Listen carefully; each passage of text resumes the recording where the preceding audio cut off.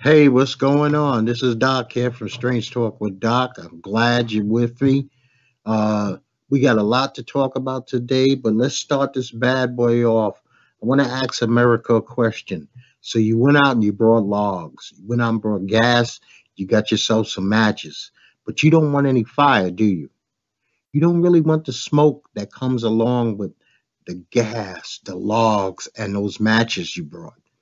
And you're going to say, you say, what are you getting at? We'll get to that. We will get to that. You will understand what I am talking about fully in a couple of minutes. But let's start off where we always start off. COVID. 203,000 deaths here in the United States of America with 7 million cases. Worldwide, we got 985,000 deaths and 32.3 million cases. But it's still a fucking joke. COVID doesn't exist. It's a conspiracy theory. It's, you know, the deal. It's nothing to be taken serious. There's no need to mask or social distance. It's only COVID. It's only a pandemic.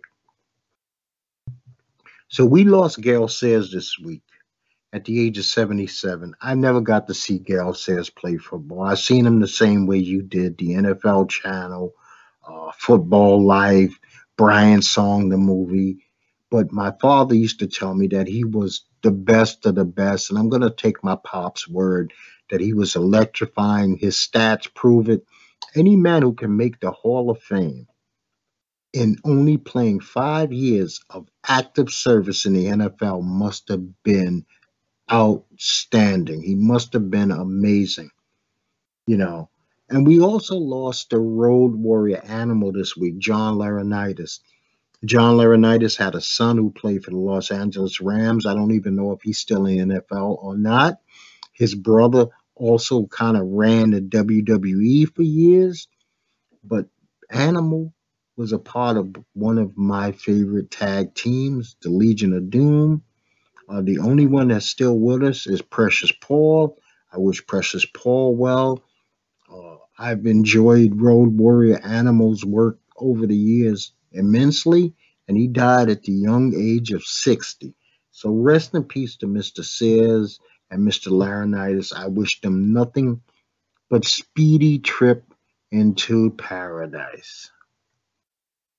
So we had another person killed by the police.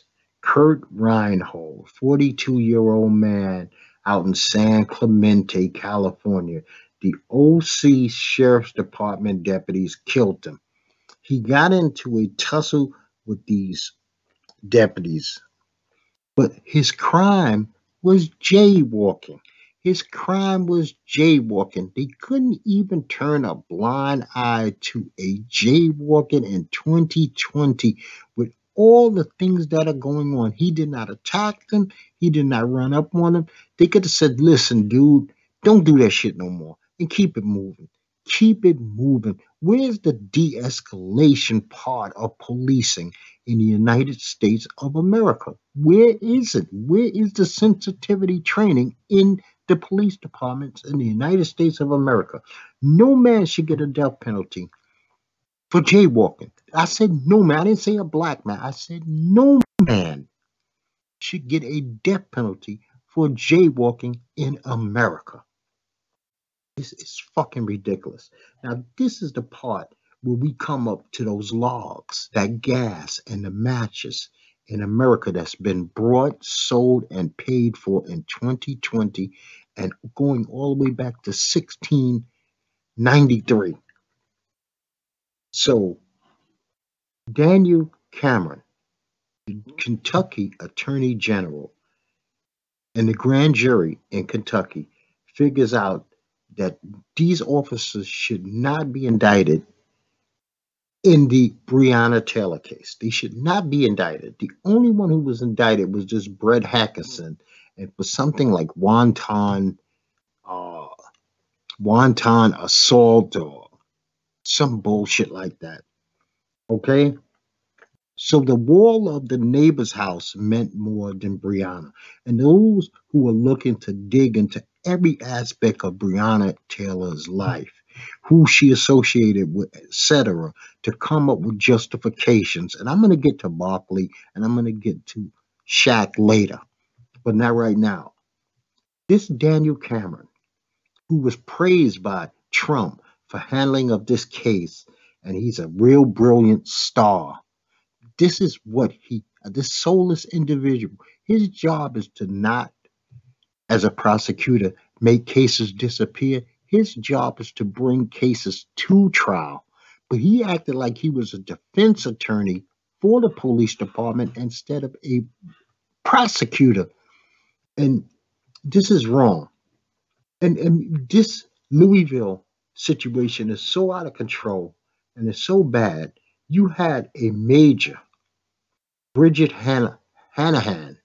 She commands the 5th Division out there in Louisville. She calls Antifa and the Black Lives Matter movement punks.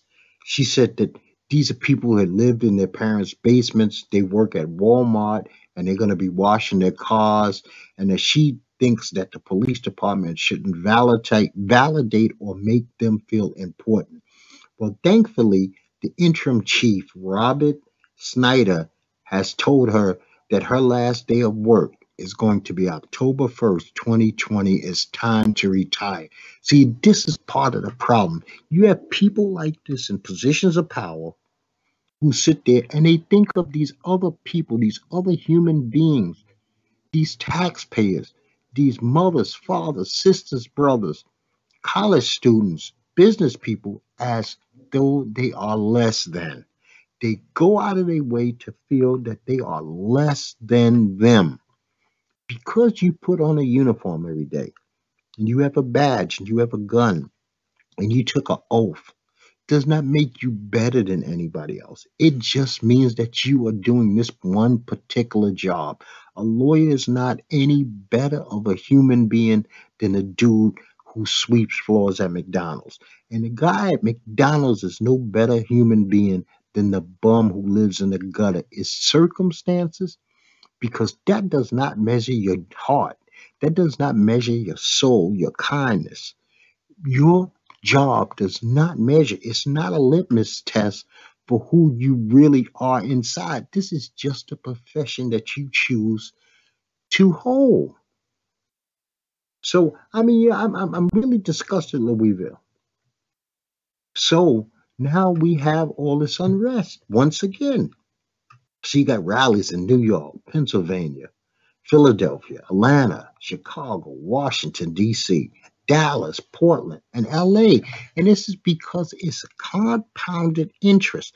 They keep buying these logs, they keep buying this gas, and they keep buying these matches, and then they wonder why things burn. But you brought them.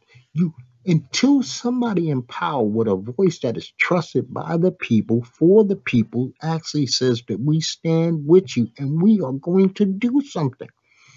We are going to do something. What's very scary about this situation is we haven't got to Aubrey.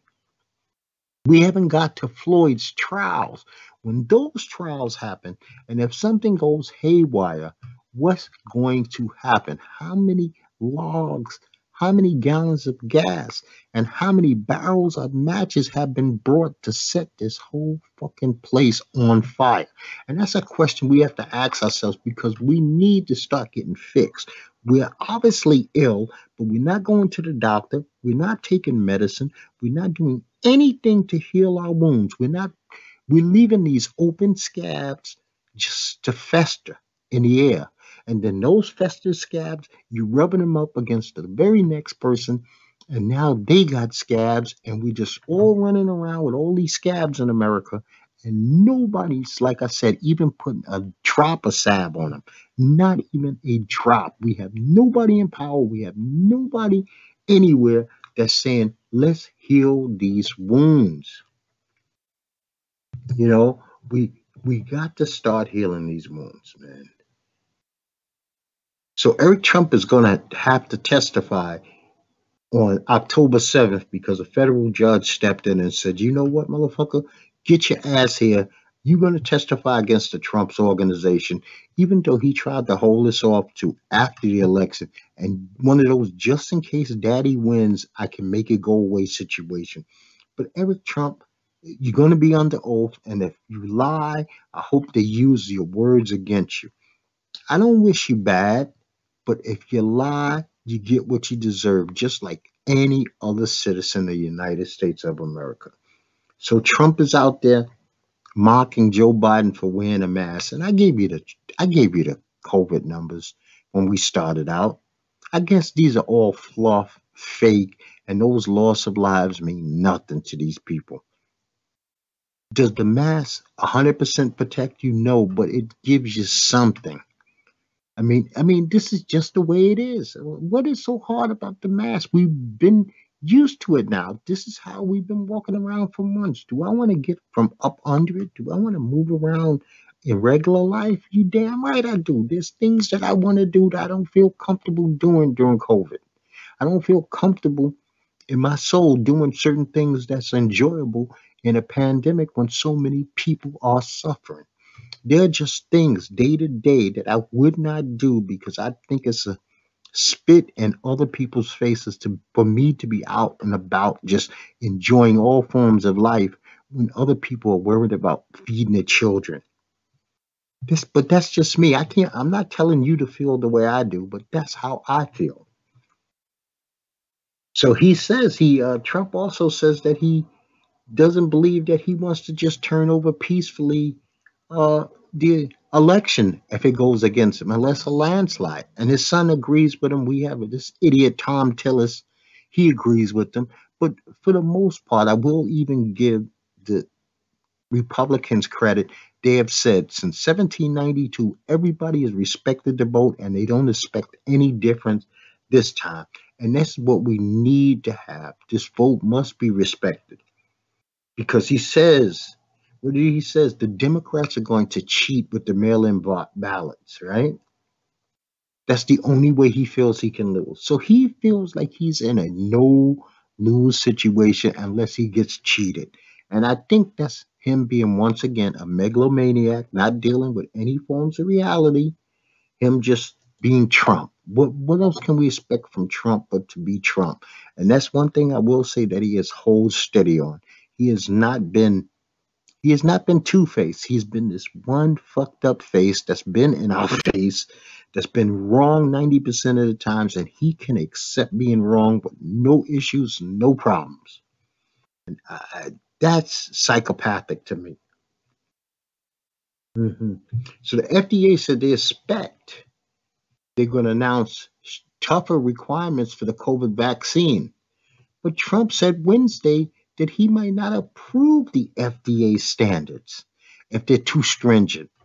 I mean, what is this? So we want to have a failed vaccine put out that might do more harm than good, but let's have the guidelines be as light as possible. We don't need anything heavy duty on these testing, which I think is counterproductive, but that's the way we're living. I mean, it's scary the world that I'm in right now. It really is. Canada has had a rise, a spike, and they're seeing their highest numbers for COVID infections since April and early May. Canada, that means you're doing something a little backwards. Whatever you were doing before, you need to get back to doing it. I'm not Canadian. I'm not privy to what's going on up there. But I tell you what, you need to get back. You don't want to, we can't regress. Everybody has to be progressing, not regressing.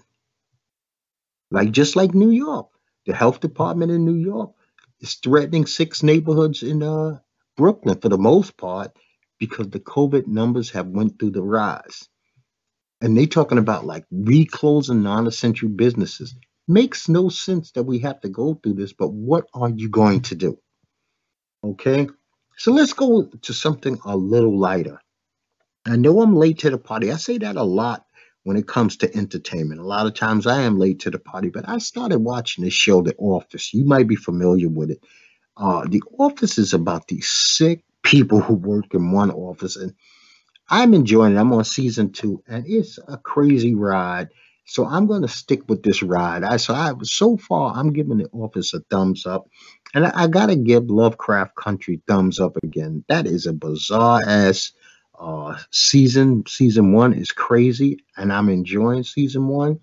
So I appreciate that. That gives me something to do when I'm not watching sports, and we will get to some sports. And I would like to thank Mr. Carlos Valdez. He is a dude who does, I guess he's a TikToker, and he had ran into this Papa John pizza delivery man, uh, Derlin Newey.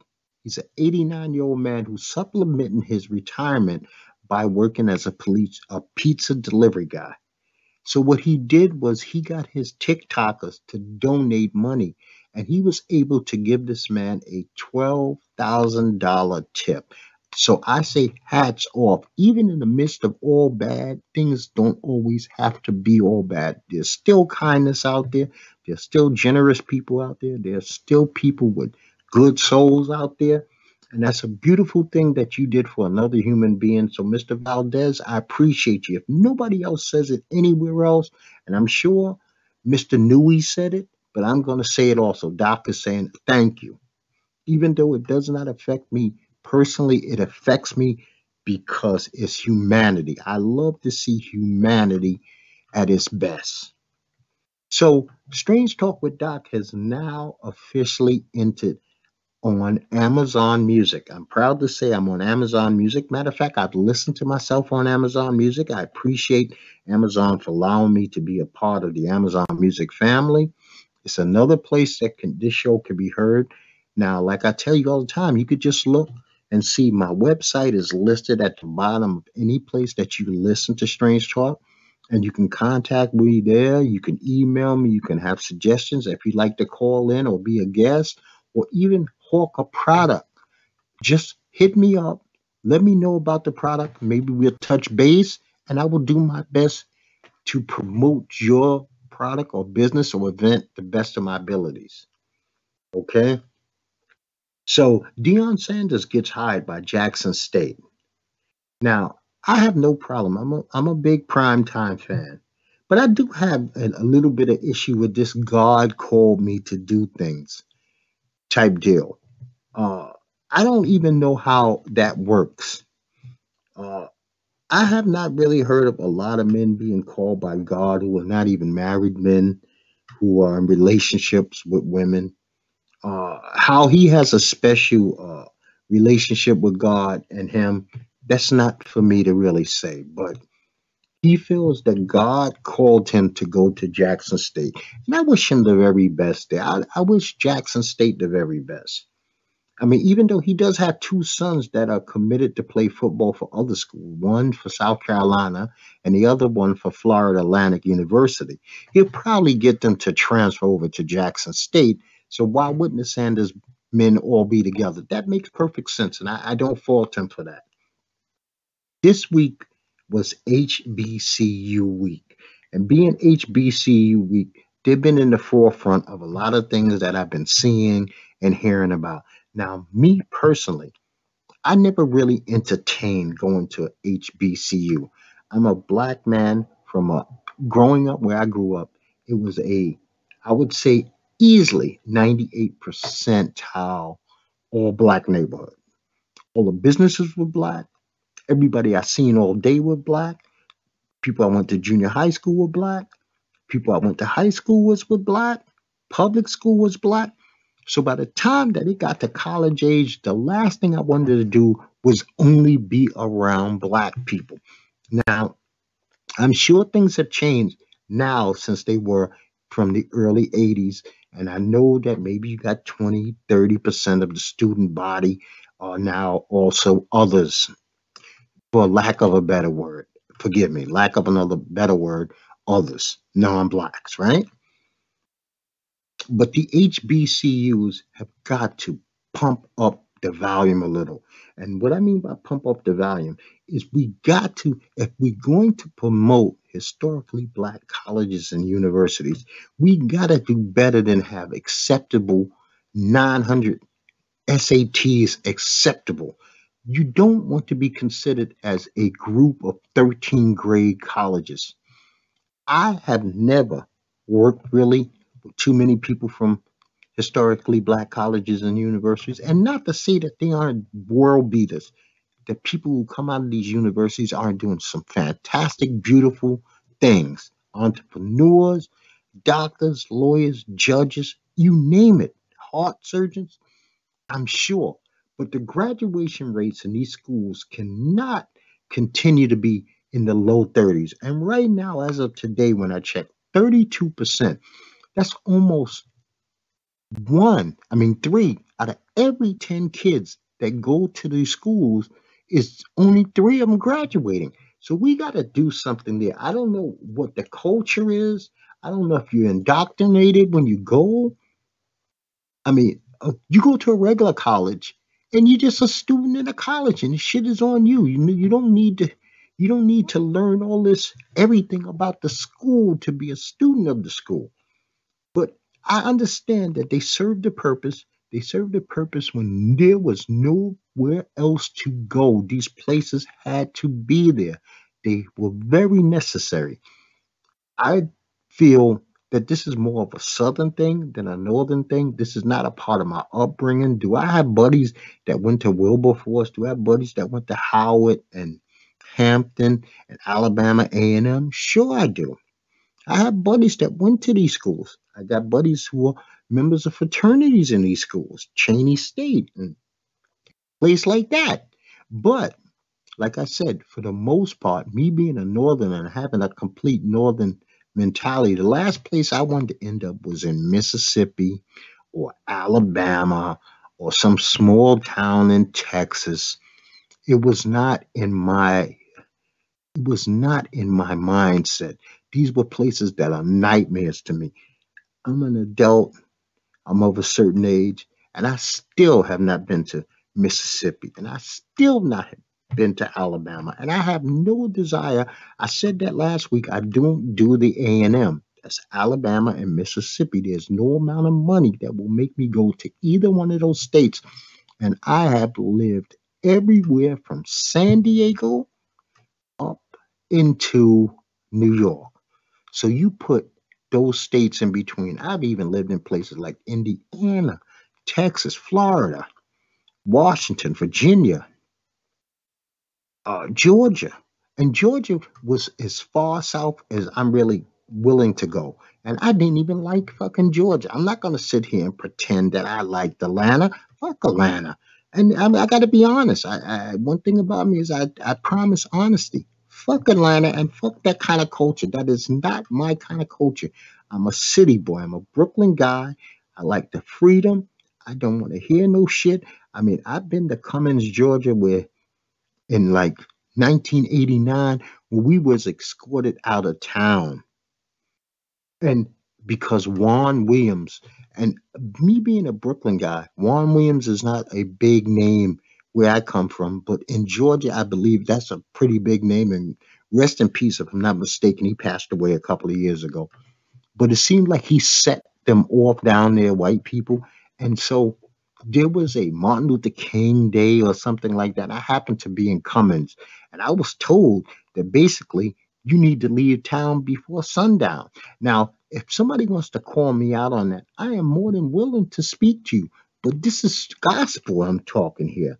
And you can't deny that Georgia has a bad history also. So I like to see that Georgia's come up and become some kind of black Mecca, but it ain't a place for me. So you know what? I say personally, I can't go any farther than Raleigh, North Carolina. Anything further south than that, I really don't want nothing to do with. So I would never send my child to a HBCU unless it was Howard, because they wouldn't have to go as far. Because the Southern mentality is not that's not where my family is. It's not how I was raised. I never went south when I was a kid. I don't know anything about Southern culture. I ain't never seen a tobacco farm. I had buddies who would go down in the summer to visit their relatives and they would work in the South. And I was like, fuck that. I went to camp. I went to summer camp, sleepaway summer camp. They went to grandma's house to fucking pick tobacco. So it's just not for me. It's not something that I think about. And like I said, I have no problems with historically black colleges and universities, but we've got to pump that volume up. We cannot be having, like I said, 32% graduation rates. If we're going to do something, let's do it and excel. We can't have the national rate of graduation be anywhere from 55 to 85%. 55 to 85%, and the black colleges at 32%. I mean, we're talking even at the low end, you're 20% less than a normal 4-year accredited school. And those numbers are appalling. They are very appalling. At least they're appalling to me. And we got to raise the standard. The standard of 950 for SAT is low. I mean, damn, you still get points for signing your name properly. So let's pump that up, man. If we're going to be proud of them, let's make them something to be proud of. Now, we're going to take a quick break here, and then we're going to get to the sports section of the show. So bear with me, and I hope that you stick through the commercial.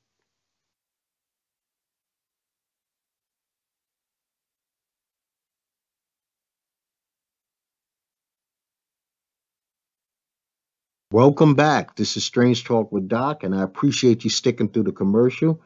Now, let's talk a little bit of sports. So, Major League Baseball is getting ready to round that final corner, people, that very final corner to go to the playoffs. And I'm very happy that my New York Yankees have once again made the playoffs.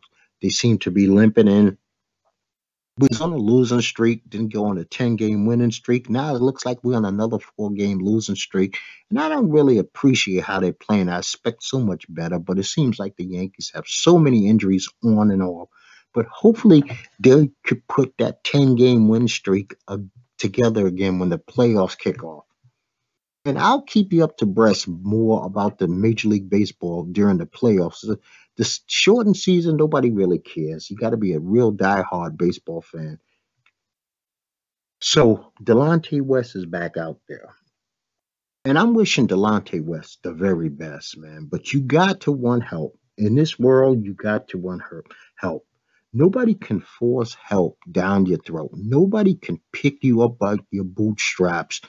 They can lend you a hand. They can lend you a helping hand, but you still got to put some effort to getting up. And it seems like people keep reaching out to him. And I will never dog him out because I've known Delonte, not him personally, but I've known Delonte West's. I've known too many Delonte West's coming from where I come from. And some of them have made it, and some of them have given in and given up, and that became their lives forever. So the choice is yours, Mr. West. I am hoping for the best. I am hoping that you become an inspirational story to the masses of somebody who came from where you were, rose to the heights that you rose, fell to the bottom that you did, and then re-rose again like a phoenix. But that's on Delonte because I'm sure there are people who love him, who want to help him, and I'm hoping. Well, I can't personally say for sure that I know, but I am hoping that there are people in that world, that NBA community, who will reach. If they could reach out to strangers, why can't they reach out to this brother? So Shaq, but mostly Charles Barkley. He's getting a lot of backlash for some of the things that he said about Breonna Taylor. And Charles looking for justification for why Breonna Taylor was shot is insanity. I'm not going to call him out of his name. I leave that for you to do. I leave that for some other podcast to do because I just don't feel like doing that today. But I think it's foolish to look for justification and then to come up and then follow it and double down with stupid shit like who are black people supposed to call Ghostbusters? No, defunding the police is smart. Nobody said disbanding the police. And I think that's where he might have a little bit of mistake. He's confusing disbanding with defunding. They A lot of police departments are overfunded, and that's how they got militarized. So if you defund them, you take some of those assets and you put them back into the community. You remember when you was a kid or my age, there were a lot more programs than there are for kids today. Programs now are PlayStation, Xbox, cable TV, and things of that nature. Where's the after school program? Where's the Boys and Girls Club? Where's PSAL? I mean, where the hell are these places? Where are the fresh air funds? So you could take some of that money from police departments and put those in there. Like I said, I'm not trying to go full in on Charles Barkley. The internet is doing that, and I don't need to join in on that type of party. So I'm going to leave that alone. But I do want to say, and I want to be very clear, that I think that Charles has made a blunder once again. But Chuck does this quite often. He made a blunder by speaking up and speaking out without fully doing his research. And if you're going to do that, then be objective and come up with something about what they did wrong. I don't want to hear in a state that has stand your ground and a man has a pistol in his home legally, he can't use that pistol when somebody comes through the door because there are conflicting reports on did they announce themselves versus didn't they announce themselves. And they also had the right to not announce themselves because they had a no-knock warrant. So this was actually crazy situation. This was a situation that was a log, gas, and matches. You don't have to knock, but I also have the right to defend myself. So what? I mean, damn, they counterbalance each other. That was trouble waiting to happen, and it became trouble. It became this thing. Breonna Taylor is no longer with us. A young life snuffed out because the law is not even proper there. You can't have both. You can't have no knock and stand your ground in the same place. One has to give to the other. I understand that no knocks have been kind of thrown in the wayside, but and then they released this tape, but they released this tape and it's just basically them getting an officer into a car. It's amazing that the body cam worked for that, but the body cam didn't work inside the apartment. And you know what? And did you wonder why people were angry? You wonder why people are angry when it's one thing after the next. Wanton, wanton bullshit. You know, nobody charged with anything.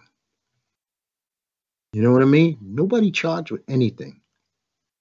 So the Lakers are up 3-1 over the Nuggets. The Nuggets are a tough team. I think that they're not ready yet, but man, you give them another year or two and they can keep their pieces together and things of that nature and maybe add a couple of more little pieces off the bench where Murray and Joker don't have to do everything. They are going to be fine. But I expect the Lakers to take them out. And they play tonight at 9 o'clock. And I think as long as the Lakers keeps their foot on the pedal, this series is over. Now the Celtics and the Celtics won last night, so the Heat are up 3-2. And they're playing a game tomorrow, Sunday at 7:30 p.m., which is a really bad time. We're talking about in the middle of the football day where a lot of people won't actually be watching the game. So I feel bad for both teams that they'll be out there balling. And I got the Celtics going to push them to a game 7. I predicted that this would be a LA Boston finals, and I'm going to stick with that. I can't change my mind at this particular time. So we got Kobe Covington, big fucking mouth Kobe Covington. And thanks for nothing, Tyrod Woodley. I understand that you got hurt, man, and injuries happen, and I respect that. You was out there fighting. I used to box, so I understand that things happen, right? But this dude, Black Lives Matter, is a complete sham. It's a joke. They're taking these people are complete terrorists. They're bad people. Then he says Woodley's a communist. Woodley's a Marxist. Woodley hates America. So not only being a fighter for Kobe Covington and at a high level gives him the right to spout his mouth off, but it also makes him clairvoyant. He can read inside other people's hearts, minds, and souls. He can just completely put one group of whole people together. And for Dana to say that he heard nothing racist about that means that Dana is living with his head in the sand because Suppose Kobe Covington said the same thing about the people of Abu Dhabi, and he bunched them up with, say, Al Qaeda or ISIS. Would Dana then say that he doesn't want to muzzle him because these are business people and he wants to do business and make money? But you can bunch a whole group of black people in any bubble you want, and it's not considered racism. And by the way, the UFC is in Abu Dhabi. They're on Yaz Island, better known as Fight Island. And we got Israel Alessandra. He's going up against Paulo Costa. Somebody zero's got to go today, people. Israel's 19 and Paulo is 13 and 0. So I did not like the way Paulo Costa looked yesterday. I thought he looked a little, for him, a little under his Superman size. And Alessandro looked, his normal skinny self, but he's so tall. And I don't expect this to even go 2 rounds. I don't know how it's going to end, but I'm going with Israel Alessandra in this fight. Dominic Reyes, who also looked super smooth, like he didn't seem to have a ripple in his body. He's going up against Jan Blachowicz. I think I said that right finally. Blachowicz. I am taking Blachowicz to beat Dominic Reyes, who I thought should have been a champion if he would have screamed, hollered, and acted a fool when he actually beat John Jones. But that's another story for another day. And we got Diego Sanchez is fighting Jake Matthews. Now, all these fights are going to be on ESPN Plus. So if you're interested, they will be on today, Saturday, ESPN Plus, and I'm sure you can find them on replay tomorrow. And then we got Caitlin Vieira is going up against Sarge Eubanks. I like Sarge. I don't think that she's super busy when she fights. Sometimes it seems like she just lays around. I would like to really see her let her hands go. And I'm not very familiar with Mrs. Vieira, so I'm always interested in seeing a new fighter. I'm not interested. I mean, have not really seen much what they bring to the table, but I look forward to this card. Okay, Thursday night we had the Miami Dolphins beat the Jacksonville Jaguars 31-13. Uh, you know what? Fitzpatrick is something else, man. For an old man, he just keeps doing it and doing it and doing it. He wasn't spectacular. I'm not saying that. Mishu definitely wasn't spectacular. And I'm glad I didn't actually stay up to watch this game, but you know, that's what it is. Now I like to watch football on Sundays in what I call the red zone, right? And because I have AT&T Uverse, they do not provide the red zone. So I have to thank Fubu TV for allowing me to buy weekly the red zone. So I appreciate you, Fubu TV. I mean, it's perfect HD, 4K vision, and I have 4K TV, so it's a beautiful thing. Now, I'm going to predict these football games, and we're going to get out of here. I'm going to let you enjoy your day, and I'm going to go on and enjoy my day. So we got San Francisco 49ers, and they're pretty beat up. They're going up against the New York Giants, but I think that they have enough to actually beat the Giants. I think the Giants are pretty bad, especially since they don't have Saquon Barkley. So I got to go with the 49ers. Now, the Washington football team is playing the Cleveland Browns, and this is a pretty historic game, people. We have Sarah Thomas. She's a female referee. The Cleveland Browns chief of staff is Carly Brownson. Naturally, that's a woman. And the Washington football team has an intern called Miss Jennifer King. So this is the first time that not only on the field, but both teams' sidelines have females. So this makes this is the first time in 100-year history that we have 3 women involved with an NFL football game. That being said, the Cleveland Browns should have enough in the tank. God help me to beat the Washington football team, because when the Cleveland wins, boy, do we hear from Baker Mayfield. I mean, he does anything. He ties his shoe correctly, we will hear for it. The Cincinnati Bengals are playing the Philadelphia Eagles, and I would have to say the Eagles should beat the Bengals. The Bengals will give them a tough fight. They got a rookie quarterback, but I like the Eagles in this game. We got those Las Vegas Raiders are playing the New England Patriots. So far, the Raiders have looked good, but Belichick has had a week. They opened up the offense a little with Cam. I'm going with the Patriots. We got the Bears versus the Falcons. The Falcons have showed me nothing.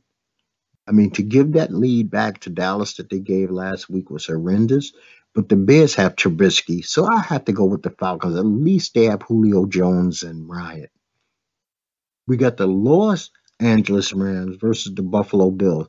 And both of these teams are undefeated, so somebody's always got to go on this one. They're in Buffalo. Maybe the West Coast, East Coast trip would have worn the Rams out a little bit. I actually like the Bills to stay undefeated and win this game. Now, here's a very good one. We got the Houston Texans going to Pittsburgh to play the Steelers. So far, the Steelers have been good, but I believe the Texans are starving for a victory, and I'm going to go with Watson and the Texans to win this game. We got the Tennessee Titans versus the Minnesota Vikings. Another team that is starving for the victory is the Minnesota Vikings. I think that Cousins finally turns this around and they get a victory in Minnesota. Carolina Panthers are playing the Los Angeles Chargers. The Panthers without Christian McCaffrey have nothing. I have got to go with the Chargers. The Chargers have got to be able to beat this team if they even want a successful season. The Jets are going to Indianapolis to play the Colts. I'm going with Old Man Rivers. I can't even believe it, but the Jets are so bad. I have no choice but to go with Old Man Rivers in this game. So I am picking the Colts to win. Oh no, before I get to that, the Dallas Cowboys are going to be playing the Seattle Seahawks. The 12th man won't be in attendance for the most part, but Seattle is running on all cylinders, and this is a make or break kind of game of who the Cowboys are going to be. It's hard for me to not go against the Seattle Seahawks, but I think that the Cowboys have just enough offense to handle anything Seattle does. It comes down to the defensive backs. And my head says Seattle, but my heart is going to go with the Cowboys on this one. I'm willing to be wrong, but the Cowboys need this victory. Oh, yeah, Doc, didn't you say you hate the Cowboys now? But you know what? I thought about it. I'm living in 2020. Cowboys have been my team since 1972. Where am I going to go? What am I going to do? I'm going to have no football team? So I might as well stick with the ship that I've been riding on my whole life. Tampa Bay Buccaneers play the Denver Broncos. I don't like the Broncos offense, and I'm thinking that Tampa Bay might open up even a little bit more this weekend. So I'm going to take Brady and the Bucks to win this game. Sunday night's game is a good one. You got Rodgers and the Packers versus Breeze and the Saints in New Orleans. We get to see if Rodgers is and that Packers team is as good as they've been looking. Because, like I said, and I've said this before, they were 13-3 last year, and they didn't seem like it. They started this season 2-0, and they don't really seem that good. But Rodgers and Adams, Devontae Adams, is a hell of a combination. And Drew Brees looked bad, and he does not have Michael Thomas.